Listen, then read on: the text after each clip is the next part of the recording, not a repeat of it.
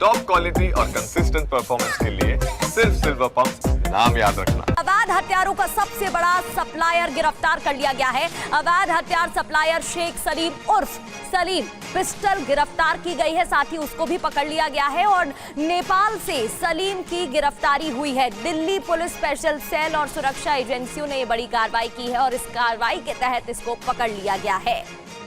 अवैध हथियारों का सबसे बड़ा सप्लायर है जिसे अरेस्ट किया गया है। तस्वीरें भी हम आपको दिखा रहे हैं सलीम की।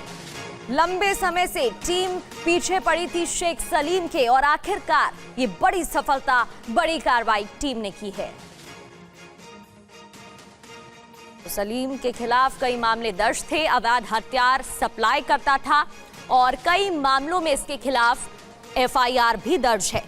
शेख सलीम उर्फ सलीम पिस्टल की गिरफ्तारी हो गई है, पूछताछ भी होगी। नेपाल से सलीम की गिरफ्तारी हुई। तो आपको बता दें कि सलीम पिस्टल का अंडरवर्ल्ड कनेक्शन क्या है, यह आपको जानना जरूरी। बड़ा हथियार सप्लायर था ये। पूरी जानकारी आपके सामने। सलीम पिस्टल के अपराधियों की एक बहुत लंबे कनेक्शन की बात सामने आ रही है और ये कई बड़े अपराधों में शामिल रहा। वो देश भर के बड़े अपराधियों को बाकायदा हथियार सप्लाई करता था। गैंगस्टर लॉरेंस बिश्नोई और हाशिम बाबा को यह हथियार की सप्लाई कर रहा था। सुरक्षा एजेंसियों को इस बात के भी पूरे सबूत मिले हैं कि सलीम के संबंध पाकिस्तान की खुफिया एजेंसी आईएसआई और दाऊद इब्राहिम की डी कंपनी से भी है।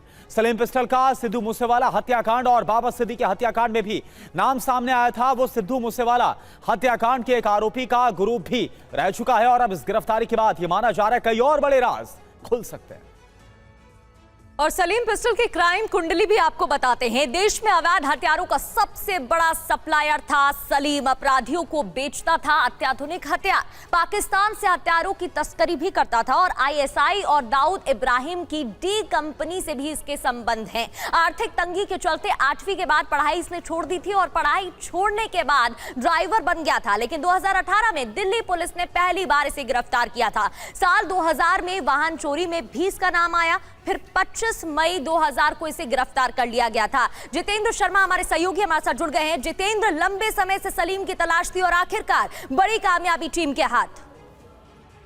जी बिल्कुल, देखिए सलीम पिस्टल का जो नाम है उसके नाम उसका जो टाइटल पिस्टल है वो इसीलिए लगा क्योंकि देश का सबसे बड़ा पिस्टल तस्कर ये माना जाता है। पाकिस्तान से पिस्टलें जो तस्करी कर यहाँ के गैंगस्टर्स को मुहैया करवा रहा था लगातार। इसको पिछले 1 साल से दिल्ली पुलिस की स्पेशल सेल और अन्य सुरक्षा एजेंसियां ट्रैक कर रही थी। इसकी लोकेशन कई बार अलग अलग देशों में मिली, लेकिन जब पता चला 6 महीने पहले कि नेपाल के अंदर छिपा हुआ है, उसके तुरंत बाद स्पेशल सेल एक्टिव हुई, अन्य सुरक्षा एजेंसियों की मदद ली गई और उसके बाद इसकी गिरफ्तारी नेपाल से की गई है।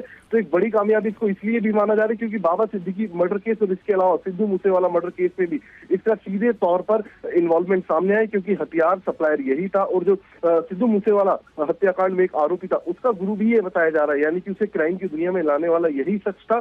जेल में दोनों की मुलाकात हुई थी और उसके बाद उसे भी पिस्टल इसी ने मुहैया करवाई और सिद्धू मूसेवाला हत्याकांड में भी पिस्टल जो थी वो इसी के द्वारा मुहैया करवाई गई।